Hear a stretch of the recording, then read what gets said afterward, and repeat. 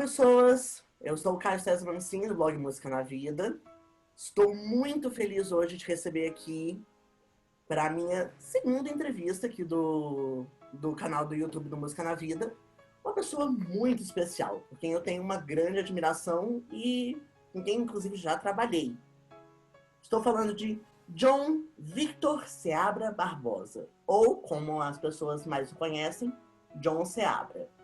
Bom, gente, John Seabra é um ator nascido e criado em Brasília, que hoje mora em São Paulo, e ele está participando da segunda temporada do reality show Talentos da TV Cultura, onde com outros 23 participantes, ele vai ser mostrado em rede nacional como uma das novas revelações do teatro musical brasileiro e, sob o comando de Jarbas Homem de Melo, está trazendo mais um pouco da cultura de Brasília para os palcos de São Paulo. Bom, não preciso nem dizer que é um prazer imenso conversar com você. Nós já dividimos palco. Eu sei como você é um cara super talentoso. Então, hoje o nosso papo é para falar um pouco da sua carreira e tentar entender um pouco quais foram os caminhos que te levaram para o talento. Como é que você tá? Amigo, Tudo bem, meu lindo? eu tô maravilhoso. Eu tô todo maquiado porque eu acabei de sair de um ensaio de uma live que eu vou fazer amanhã. No sábado, né? Não sei quando vai ao ar aqui, mas tudo bem. Cara, eu acho que a minha carreira chegou no lugar onde está por causa muito do meu pessoal também. Porque eu acho que quando você é artista, você trabalha junto com o seu pessoal e com o seu profissional. Não tem como você desvincular essas duas coisas, tá? Porque o seu criativo do artista de trazer vida para um personagem é só da sua maneira, do seu jeito, e isso vem muito do seu pessoal, de quem você é, do que você gosta de fazer, do que você gosta de trazer no palco, se você gosta de dançar, mais de cantar, mais de atuar, tudo isso vale, né? Quando você tá em cima do palco mostrando quem você realmente é. Então, eu acho que o meu pessoal ajudou muito no meu profissional, desde que eu sou de Brasília, né? Eu nasci e fui criado em Brasília, eu só tô aqui em São Paulo há 1 ano e meio.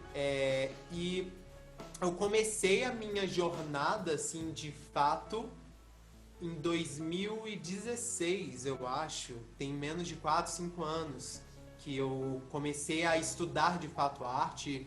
Que eu comecei a estudar canto, teatro e essas coisas. Porque antes eram coisas que eu fazia mais por um hobby. Eu comecei, de fato, teatro. Na oficina de teatro Não Se Trata de Nós, da igreja que eu participava, que é da Sala da Nossa Terra.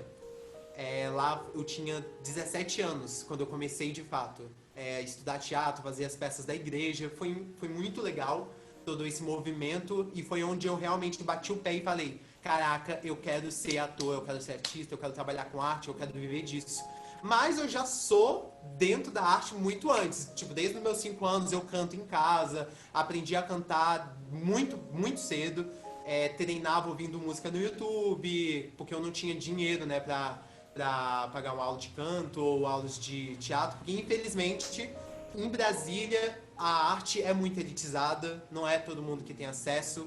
A maioria das coisas que eu consegui fazer de aula em Brasília foi por causa de bolsas que as escolas me deram, que eu conquistei, e eu trabalhava muitas vezes na escola, e foi um processo, né?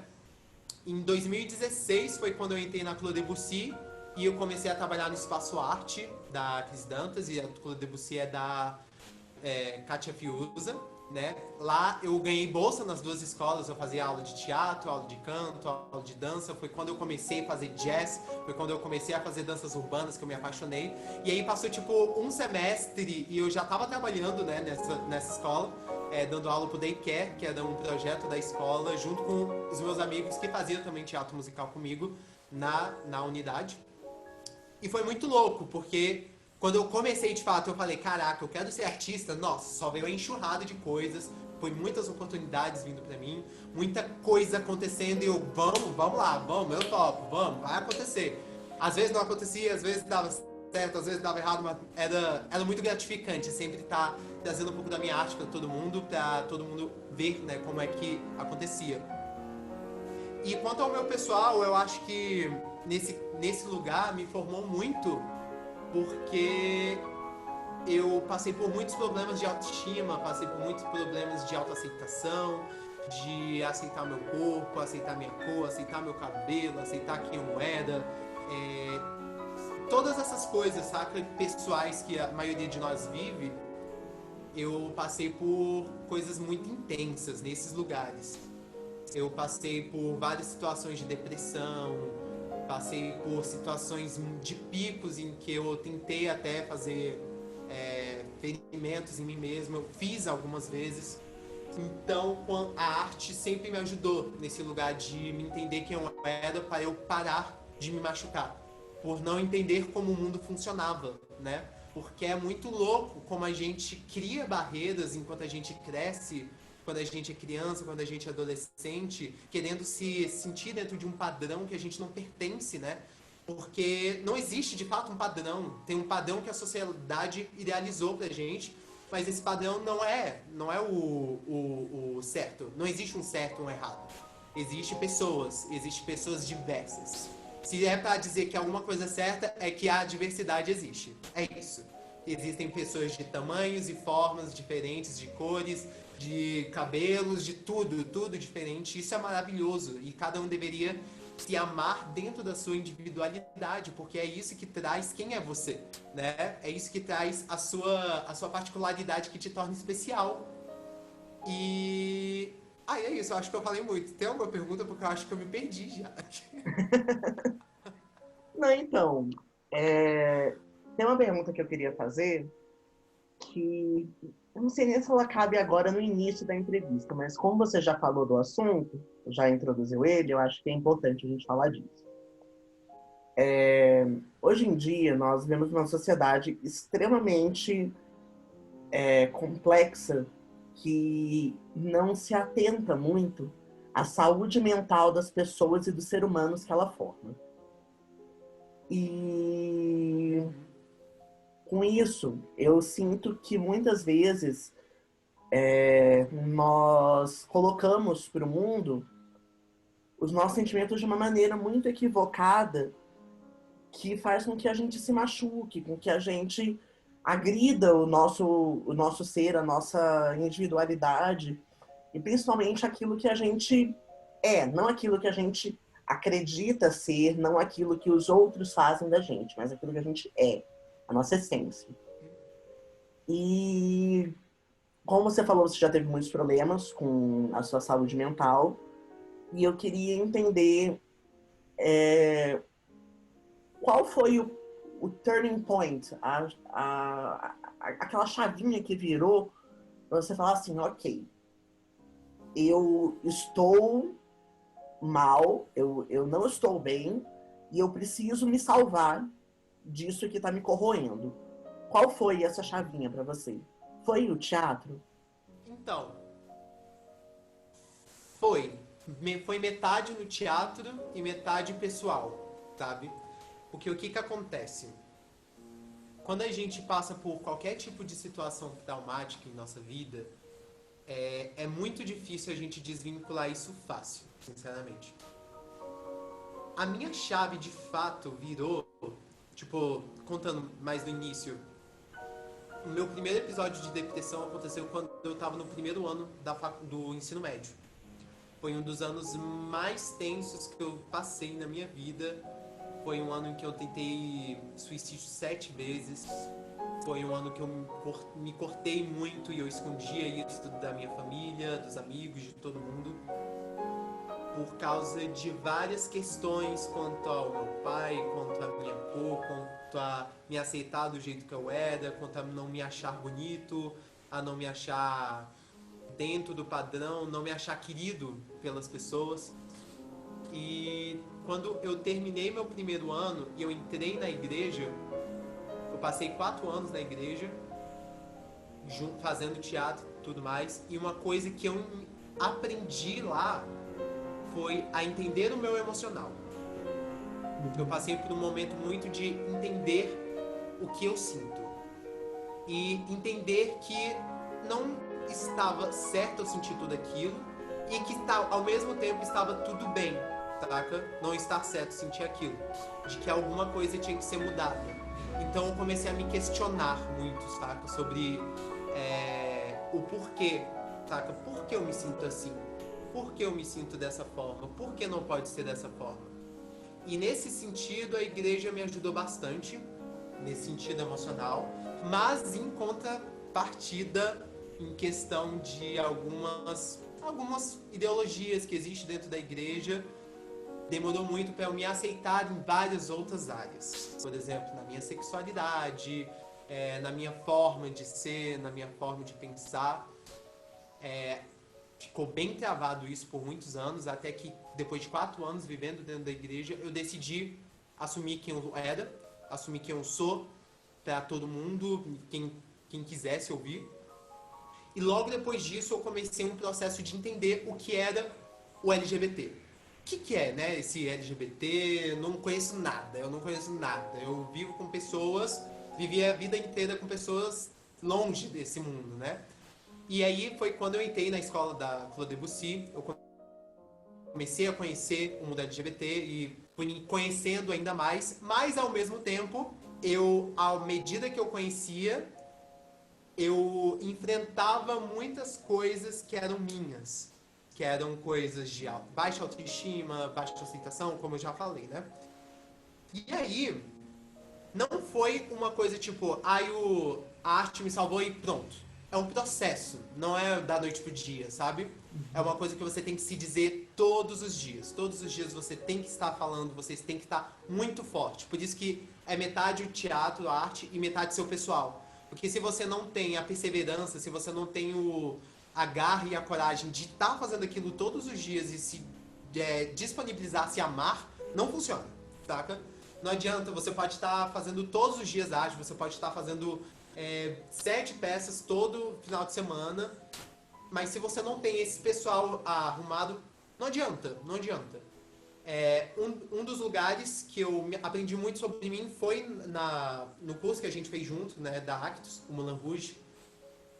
Naquele curso eu desabrochei, de fato, saca? Desbloqueei muita coisa minha, desbloqueei sobre arte, sobre pessoal, sobre achismo, sobre machismos, muitas coisas desconstruíram nesse curso. Foi o primeiro curso da minha vida em que eu me desafiei a me montar de drag e eu apresentei como uma drag cantando, militando junto com a mulher trans do meu lado, que era a Maria Léo, a maravilhosa ela.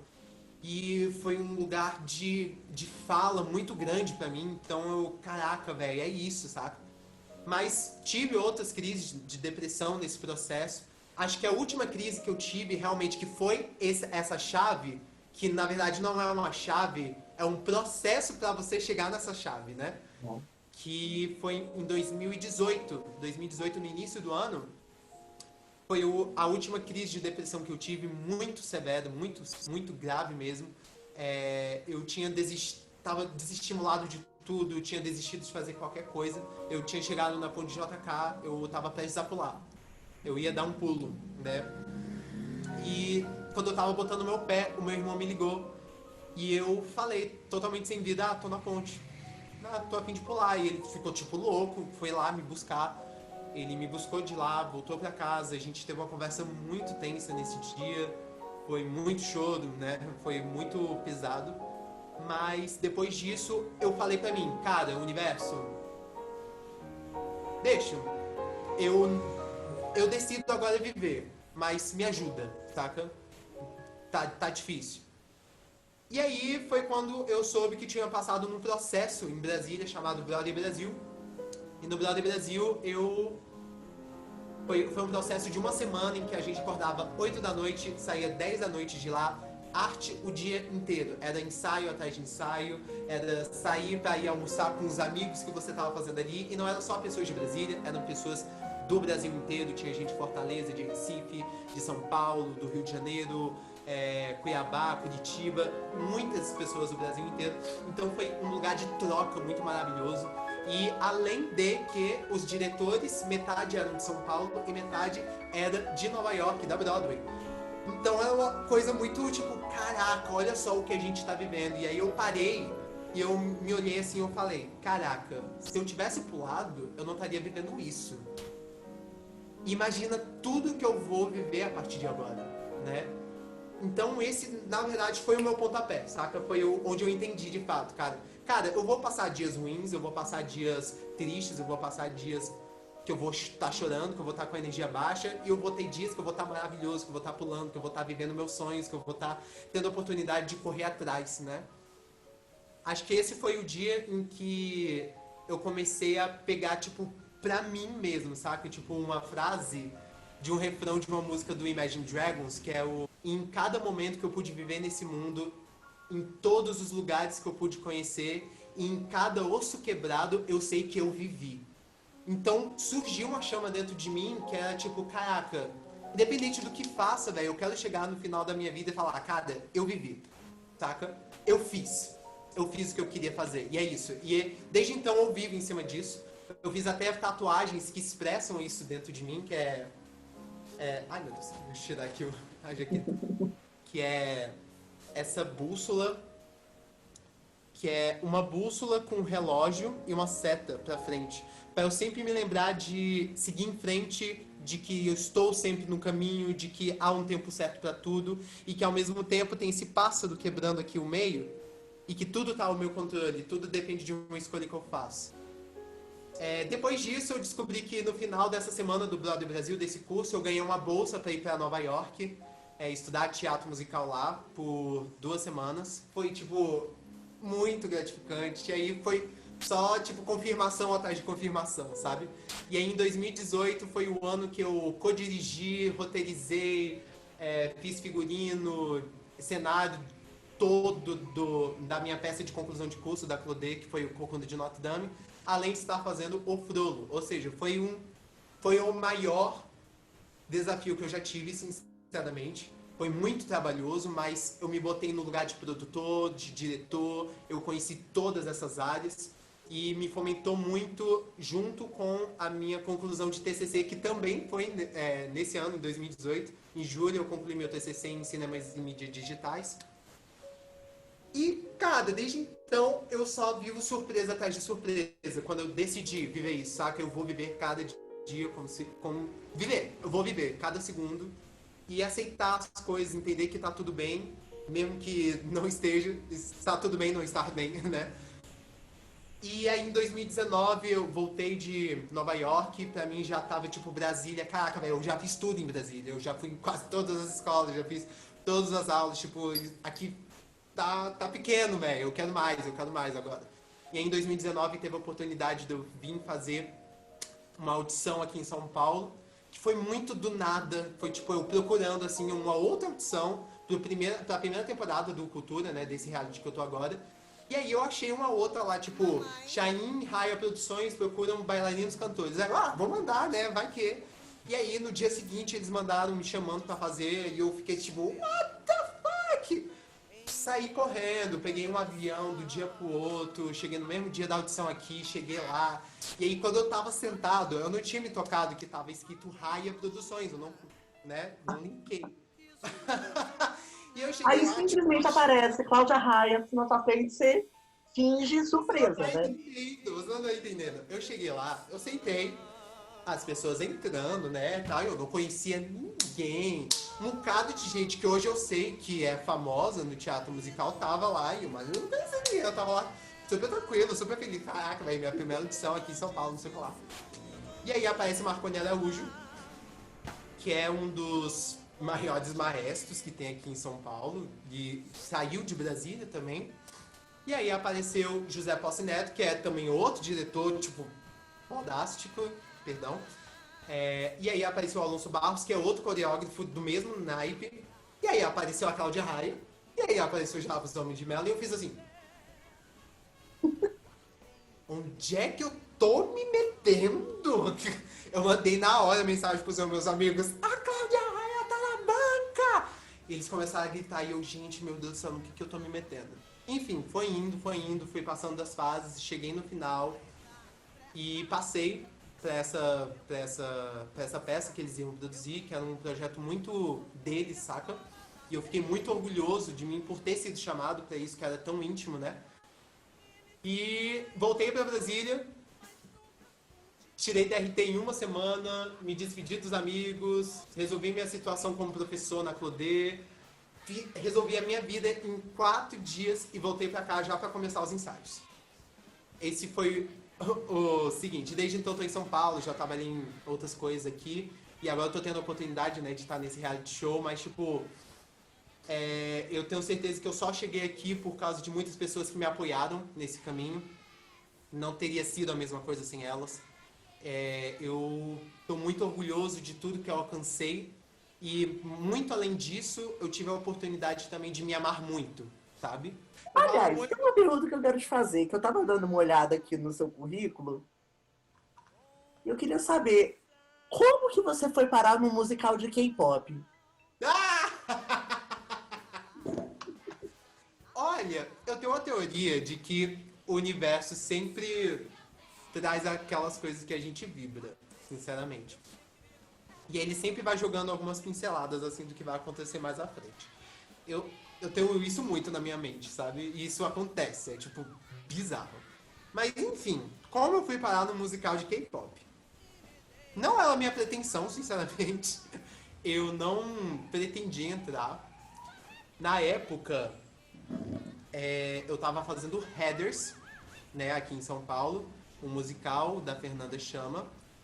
E um amigo meu dentro do Heathers me indicou para o Esteban Gross, que era o diretor desse K-pop musical, porque ele precisava de um personagem negro para o musical.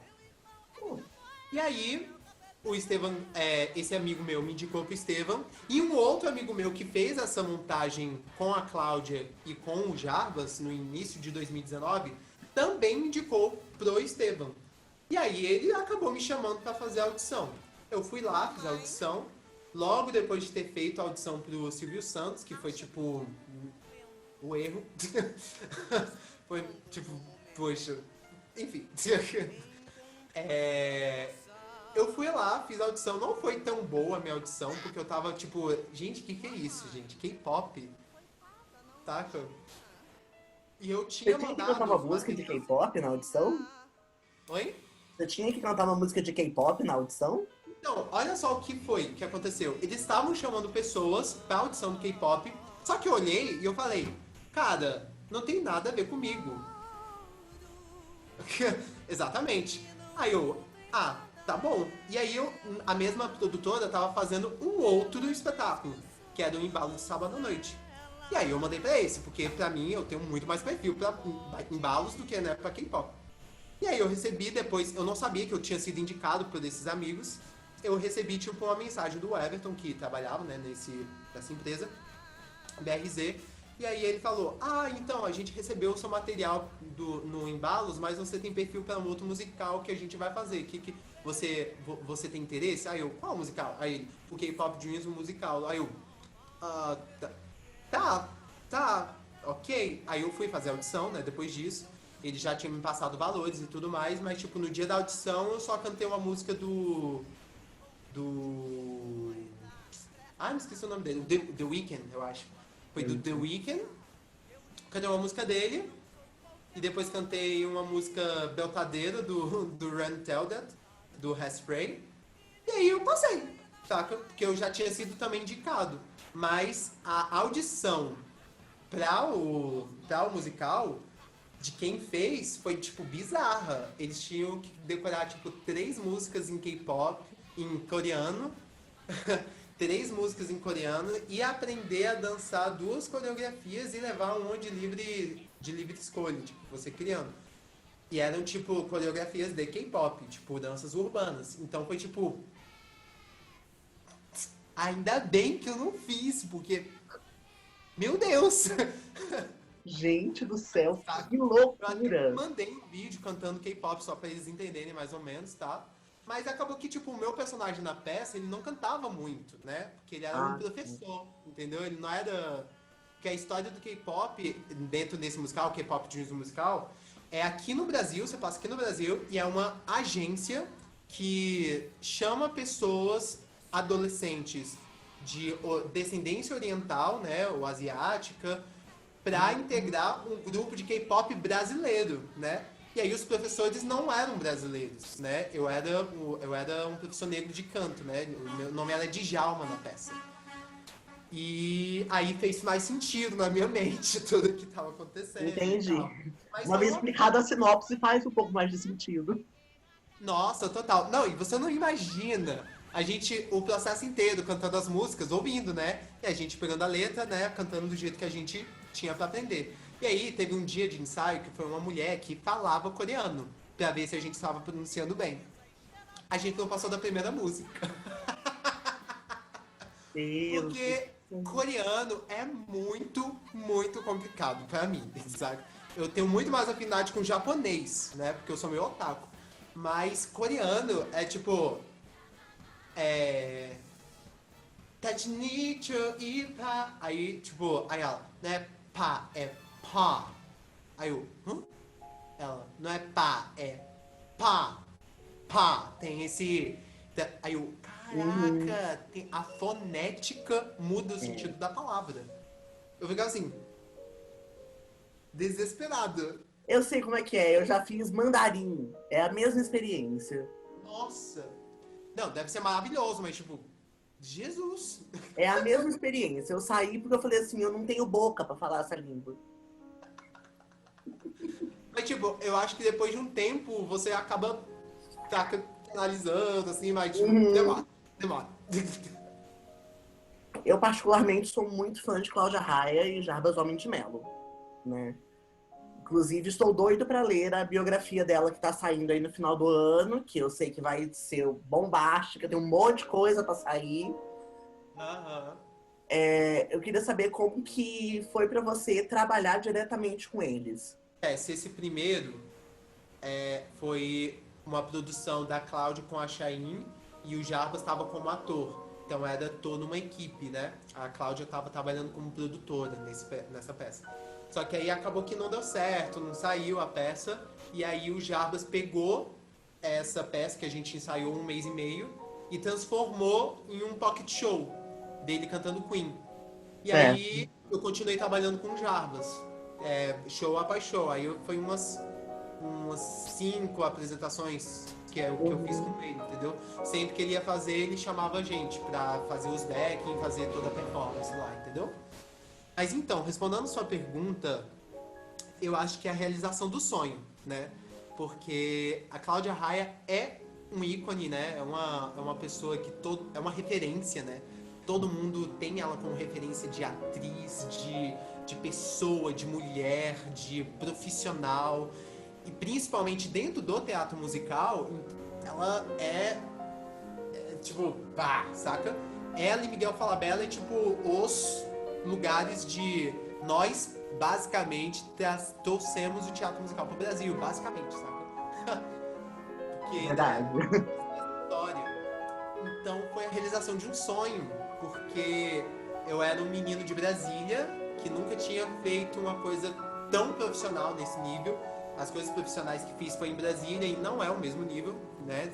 Vamos ser sinceros, por causa de falta de investimento, enfim, várias outras coisas. Não quer dizer que não seja bom, porque em Brasília tem muita peça boa autoral e profissional, mas em São Paulo tem uma outra pegada, né?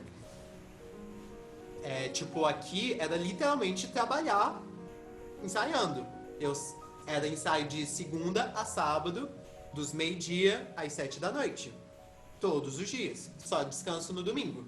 Então, pelo menos eu não sei essa batida de ensaio em Brasília. Eu nunca tive, né? Se alguém teve, que tipo, ótimo, que existe, né? Eu nunca presenciei isso. Então foi um momento de muito aprendizado, de estar com pessoas muito grandes da área e da chance que eles me deram de estar lá, né, aprendendo com eles, evoluindo com eles, porque eu comecei uma pessoa no início desse musical, eu terminei outra completamente diferente, eu aprendi muito e a oportunidade também de ser visto, né, por essas pessoas, porque isso é muito importante, ter visto é muito importante, foi uma coisa surreal. Tipo, não tem outra palavra pra descrever. Foi surreal. Tipo, sem precedentes, saca? Foi. E tinha muito amor lá, saca? Foi um elenco que até hoje a gente se fala. Até hoje eu tenho um grupo com o Jabas, com o Davi, com o Hideki, com o Betinho e com o Caio. Eles se tornaram meus irmãos aqui de São Paulo. Toda semana eu mando mensagem, ou a gente conversa, ou a gente se relembra, a gente tem um carinho muito especial um pelos outros por causa da peça, por causa de tudo que a gente passou, por causa do ensaio, que era uma coisa muito pequena, então era muito íntima nossa, sabe? Então foi um lugar de muito aconchego, sabe? Esses 1 mês e meio de ensaio que eu passei com eles. E é isso, foi tipo maravilhoso, eu não tenho palavras, não tenho real palavras pra descrever. Bom, uma outra coisa que eu queria saber é quando teve o Broadway Brasil, aqui em Brasília, eu conheci várias pessoas que estavam nesse evento e todas foram unânimes em falar que foi uma experiência transformadora, transcendental, que fez, assim, milagre, operou milagre na vida da pessoa. Eu queria que você contasse um pouco de quem você viu ali dentro, de como as pessoas te ajudaram a trilhar esse caminho para chegar em São Paulo. Eu acho que tudo isso, como você disse, faz parte de um processo. Então, eu vejo muito como sendo uma parte muito importante do processo. Eu acho que tem coisas que acontecem na nossa vida que é o momento de mudança, sabe? É aquela oportunidade que vai acontecer e aí depende de você. Se você quer mudar ou se você quer ir para a direita ou se você quer ir para a esquerda, sabe? E para esse Broadway que aconteceu, ele foi muito transformador porque culminou, o universo juntou pessoas que a maioria que eu conheci, que tive muito contato durante o processo do Broadway, estavam em períodos de decisões, né? Muitas pessoas que tinham saído do Rio, que já tinham feito coisas profissionais, que estavam ali, mas também estavam, tipo, desesperançosas, saca? Não estavam conseguindo muita coisa. Tipo, culminou de muitas pessoas estarem num momento muito decisivo das vidas delas, se queriam continuar com arte ou não. Da mesma forma que eu conheci umas 3 pessoas lá que não queriam mais. Elas passaram por aquele processo e falaram, caraca, que incrível, mas não é pra mim, saca? E eu achei isso incrível também, porque foi tipo o lugar de escolha dela entender, sabe, o que era dela. Eu conheci uma menina, me esqueci o nome dela. Ela se viu ali, ela estava tentando sempre teatro musical. Depois daquele processo, ela achou incrível, ela achou maravilhoso. E ela falou, não é pra mim, eu quero música. E ela foca hoje só em música, ela canta ópera rock. E eu achei incrível, saca? Tipo, o lugar que cada um se descobriu lá, sabe? Uhum. Foi um momento de descoberta, sabe? E além de estar num lugar, porque eu acho Brasília um ovinho, principalmente quando você fala em arte. Arte em Brasília, você trabalha com arte, você vai conhecer 80% das pessoas que trabalham com arte em Brasília. Então, chega um momento que... Cadê? Saca? Tipo, não tem mais tanta pluralidade, não tem mais tanta coisa. E aí você entra num lugar em que é um workshop, em que você está vendo pessoas das 8 às 10 da noite, saca? Todos os dias, com pessoas de fora do Brasil inteiro. São várias vivências, são várias pessoas diferentes, de todos os jeitos diferentes, e você ficava ali, tipo, entusiasmado de estar ali. Então, eu vi, pra mim mesmo, foi um lugar que, tipo, caraca, isso é arte. É compartilhar, é estar trocando com essas pessoas, saber de coisas que eu nunca soube que existia, saca? Isso é arte pra mim, isso é se expressar, sabe? E você sentava ali na plateia e via os outros números e você ficava assim, meu Deus, como eles são bons, meu Deus do céu, eu não sabia que existia gente tão boa assim. E você ficava maravilhado com aquilo, além das referências que eram os diretores que estavam fazendo o processo com a gente. foi tipo, caraca, imagina a cabeça de uma pessoa que é do Goiás, de Goiânia, que quase não tem teatro musical, ou de Brasília, que tem um mercado, mas tipo, não é lá esse mercado. Você tava num processo de 8 às 10 da noite, de segunda a domingo, por uma semana, vendo diretores profissionais de São Paulo, que é o lugar que você quer alcançar, que é o lugar que você almeja, sabe? Que com diretores de Nova York, que é o lugar que muitas vezes a gente se bota como quase impossível de alcançar. Quantas vezes, saca, tipo, eu vejo pessoas que têm um sonho de trabalhar com teatro musical e você pergunta, você quer ir pra Broadway? Acho que é demais, né? Não, não é demais, ele tava ali na minha frente, saca? O Nick Adams, que foi o Fiedo do Wicked na Broadway, sabe? Ele tava ali na minha frente me dando aula. O Max Street, que foi o Homem-Aranha da Broadway, tava ali na minha frente, me ensinando a dançar. Então ficou, sabe, aquele lugar de tipo, sonhos são possíveis? Foi tipo um tapa. Pum! Em todo mundo lá. Caraca, sonhos são possíveis. Isso daqui, ó, pode ser meu. Saca? Isso daqui, ó, pode ser a minha vida. É só eu falar sim, eu quero isso. E eu conheci várias pessoas que falaram sim, eu quero isso, e mudaram completamente a vida. Eu moro, a propósito, com o Rafa, que ele fez o Broadway Brasil de Recife, a versão que foi em Recife. Ele mora comigo aqui em São Paulo. A Yasmin, que tá agora fazendo Heathers, que já apareceu no The Voice, também fez Broadway Brasil.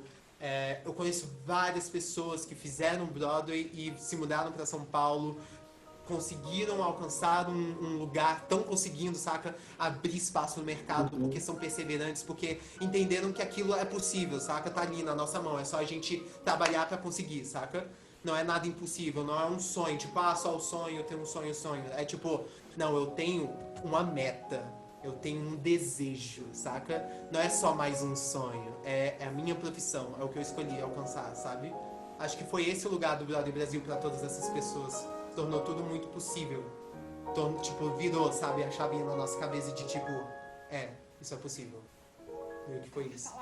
Bom, dando uma olhada aqui na lista do pessoal que fez parte do Broadway Brasil, me diz uma coisa. Como é Soraya Ravenna?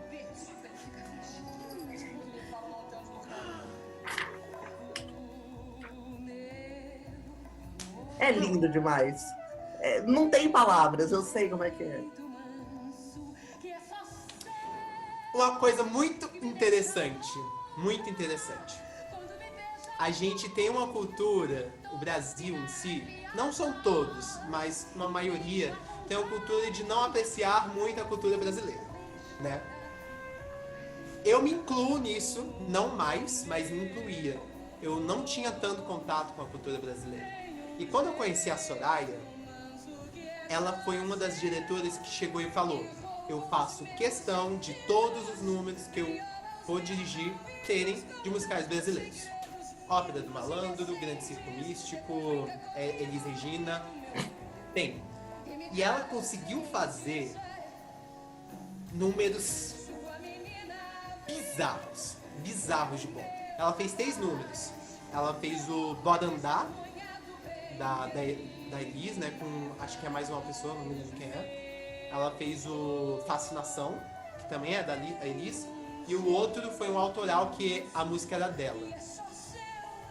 Eu não conhecia a Soraya, eu conheci ela no Broadway, a propósito.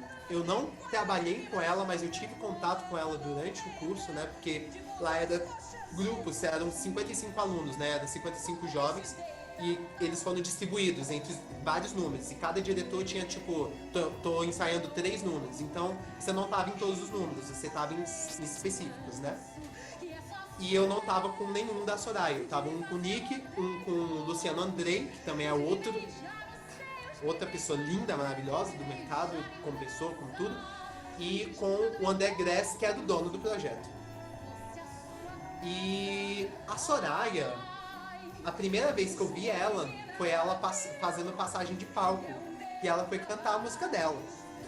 Ela começou, só ela, no centro do palco, no holofote, ela pegou o microfone. Quando eu canto a morte. caiu lágrima, caiu lágrima, caiu lágrima, caiu lágrima, caiu lágrima, e eu assim.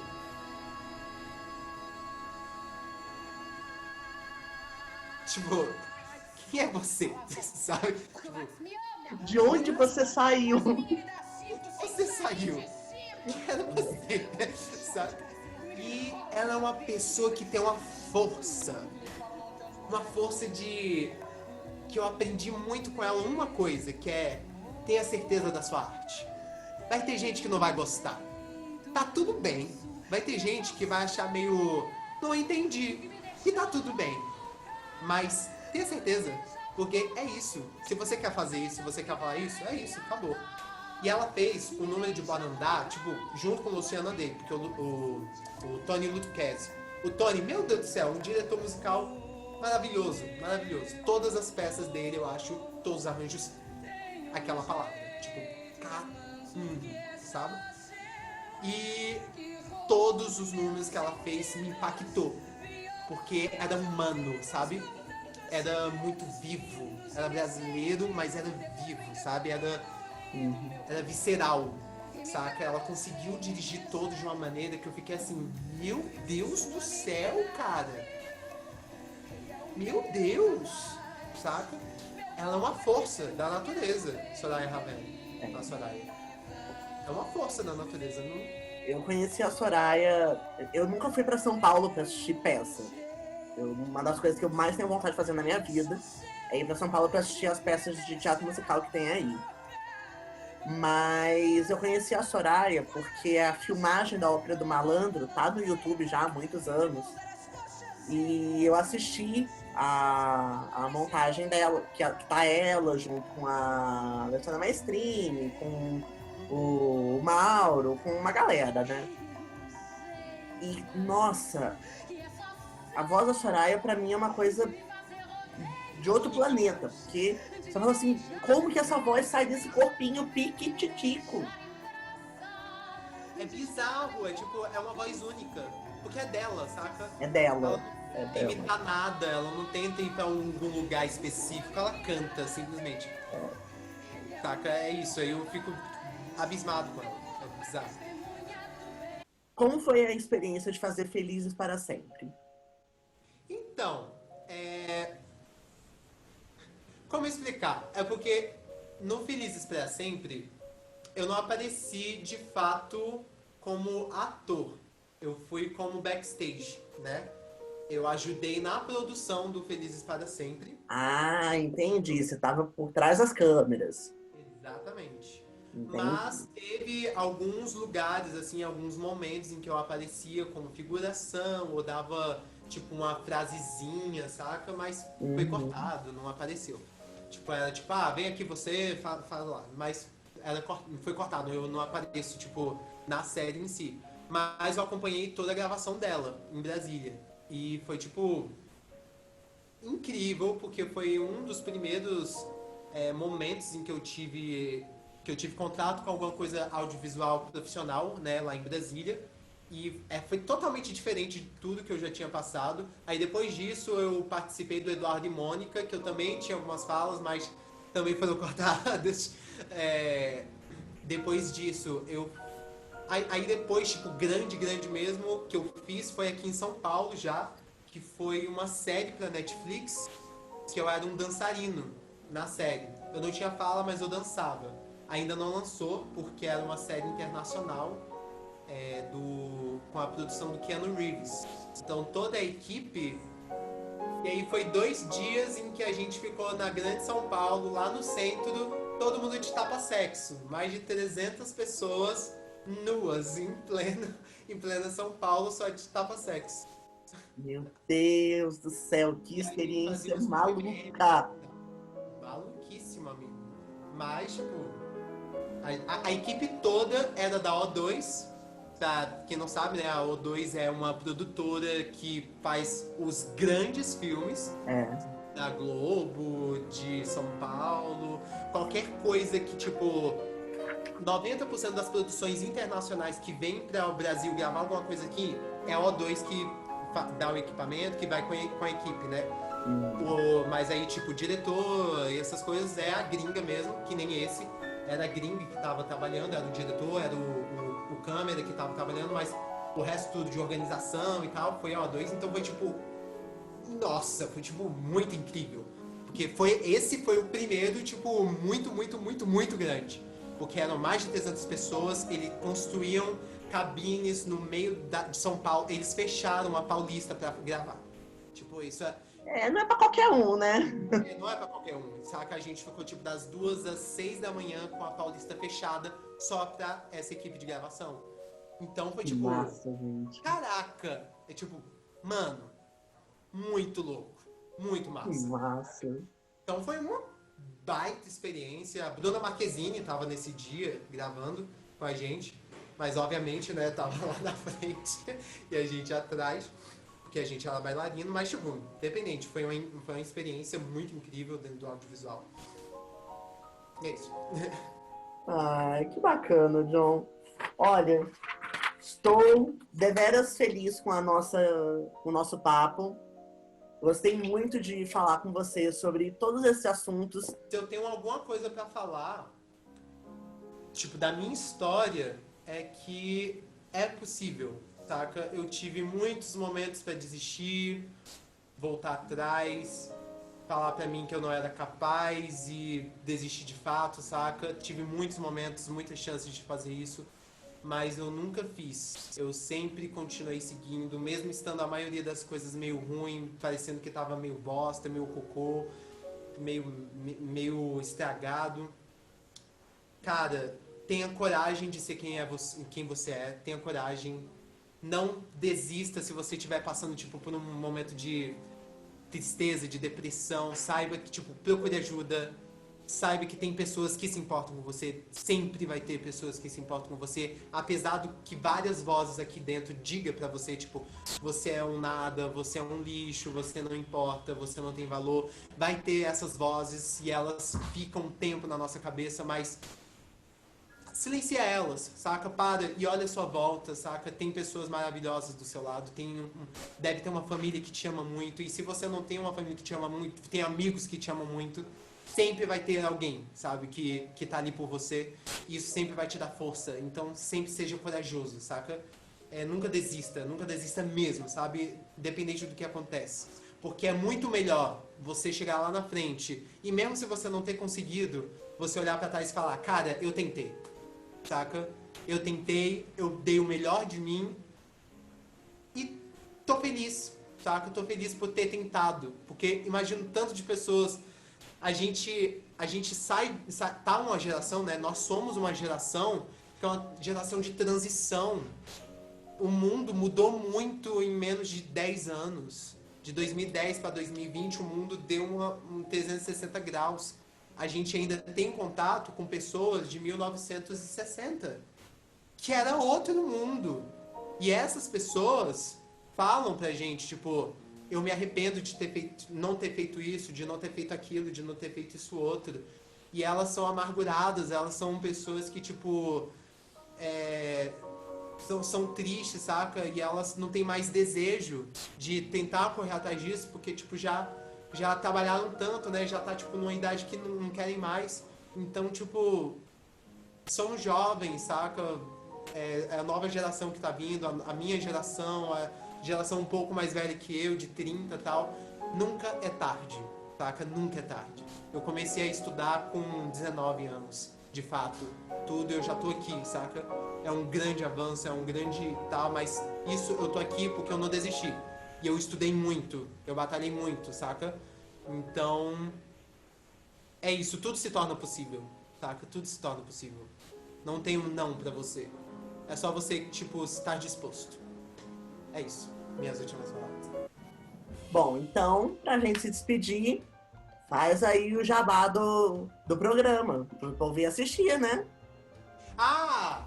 Então, gente, maravilhosos, lindos, eu chamo vocês para estarem todo sábado assistindo o Talentos, passa na TV Cultura às 8 horas. Caso você não tenha TV aberta, você não goste, é uma complicação ajeitar a antena, eles também abrem uma live no mesmo horário do programa, só que 20 minutos depois, ou seja, 8h20. Esteja lá, assista, está tipo pessoas de todos os lugares do Brasil participando. É um programa com o intuito de mostrar outros talentos fora do eixo Rio-São Paulo, porque sabemos que esse é o eixo, é onde tudo acontece. Então é um programa que traz muita visibilidade para todo mundo do Brasil. Por exemplo, a minha eliminatória foi incrível. Tinha uma pessoa do Pará, do Norte, uma pessoa de Roraima, uma pessoa de Mato Grosso do Sul, uma pessoa de Brasília, que era eu. E, tipo, caraca, saca? Outra troca ali, outra vivência, outra história, é uma coisa linda de se ver, de trocar, de presenciar. Então, chamo você para estar indo assistir, acompanhar a gente com o programa. E está torcendo por mim também, se você gostou de mim, gostou da minha história. Team John Seabra, faz um stories, fala comigo nas redes sociais, para quem quiser. Meu arroba é @JohnVSeabra, com S. E é isso, gente. Eu convido vocês para estar acompanhando o meu trabalho também, porque estou criando muita coisa para Instagram, cover, projeto de ensaio fotográfico, conceitos, enfim. Loucuras e loucuras que acontecem aqui na minha mente, que eu gosto de botar e vá! John, muito obrigado pela entrevista. Foi incrível conversar com você. E espero que você seja muito bem sucedido nesse trabalho, tá? Bem. Gente, muito obrigado por ter assistido esse vídeo aqui do Música na Vida. Espero que vocês tenham gostado. Se gostou, dá o like, compartilha, se inscreve no canal. E, principalmente, manda para todos os seus amigos. Eu tenho certeza que muita gente vai gostar de assistir esse programa falando sobre teatro musical, que é uma coisa tão viva e tão presente na nossa vida. Um beijo a todos!